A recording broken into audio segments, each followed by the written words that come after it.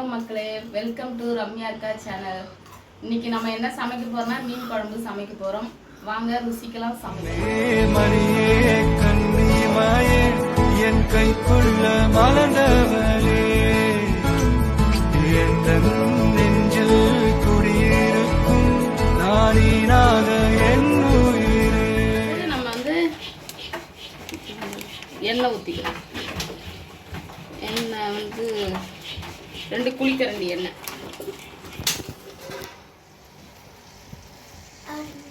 வந்து எண்ணெய் காஞ்சிச்சு வடகம் போடுவோம். வடகம் வெந்தயம் போட்டால் தான் அந்த மீனுக்கு அந்த குழம்பு கவுச்சி அடிக்காது, நல்லாயிருக்கும் மீன் குழம்பு டேஸ்ட்டாக. போட்டாச்சு. அதுக்கப்புறம் பூண்டு போட்டாச்சு. பூண்டு போட்டதுக்கப்புறம் 2 கிண்டு கிண்டணும்.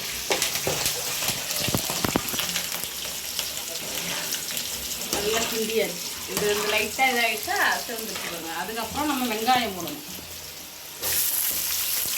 வெங்காயம் வந்து ஒரு 3 வெங்காயம்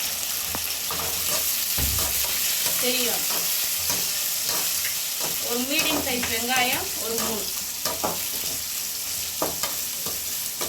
வெங்காயம் வதங்கட்டும். இப்போ வந்து நம்ம என்ன பண்ணணும், இப்போ வந்து நம்ம எலுமிச்சம்பழம் அளவு வந்து புளி ஊற வச்சுருக்கோம். ஒரு 1.5 எலுமிச்சம்பழம் அளவு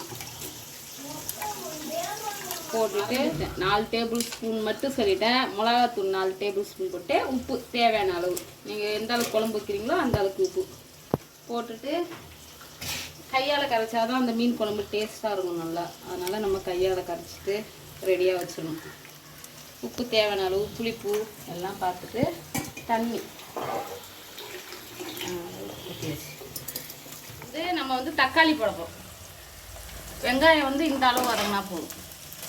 அதோடனே இப்போ தக்காளி வந்து ஒரு 3 தக்காளி, பெரிய தக்காளி ஒரு 3 தக்காளி.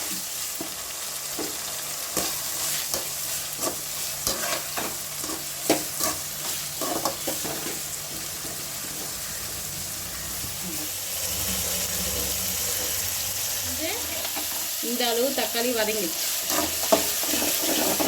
இந்த அளவு நல்லா வதங்கிடுச்சு. இப்போ கருவேப்பிலை என்கிட்ட இல்லை, கருவேப்பிலை போட்டால் இன்னும் நல்லாயிருக்கும். கருவேப்பிலை போட்டுக்கணும். சரியா? இப்போ வந்து நம்ம மீன் குழம்பு கரைச்சி வச்ச மீன் குழம்பு, அந்த இது புளி மிளகாத்தூள்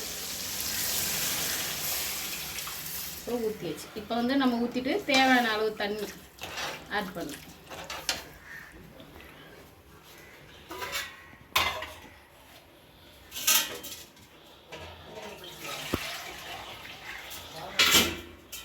இப்போ வந்து தண்ணி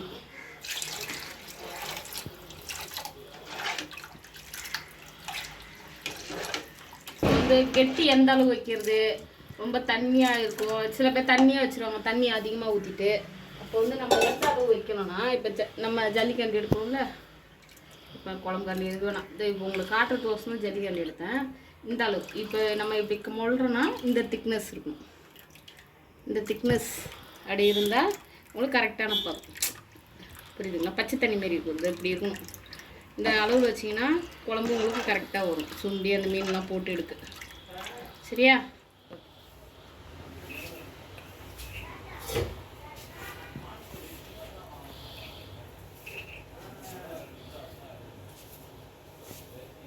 வந்து இந்த மாதிரி எண்ணெய் வந்து பிரிஞ்சு நிற்கும்.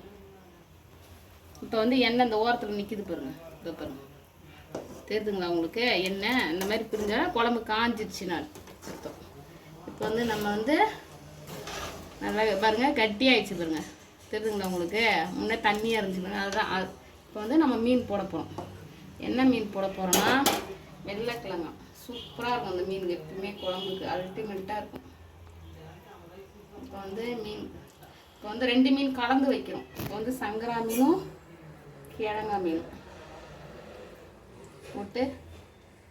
போட்டுகிட்டே இருக்க வேண்டியதான் மீன். ஏன்னா மீன் நிறையா இருக்குது எங்கள் வீட்டில். இன்றைக்கி வந்து ஃபேமிலி நிறையா பேர் ஃபேமிலியில், அதனால் நாங்கள் வந்து மீன் நிறையா போடுறோம். A few minutes later. இப்போ வந்து குழம்பு ரெடி ஆயிடுச்சு. இப்போ பாருங்கள், மீன்லாம் நல்லா உடையாமல் இருக்குது பாருங்கள். குழம்பு ரெடி ஆயிடுச்சு. டேஸ்ட்டாக சூப்பராக இருக்கும். நல்லா இருக்கும். சாப்பிட்டு பாருங்கள், செஞ்சு சாப்பிட்டு பாருங்கள். நன்றி, வணக்கம்.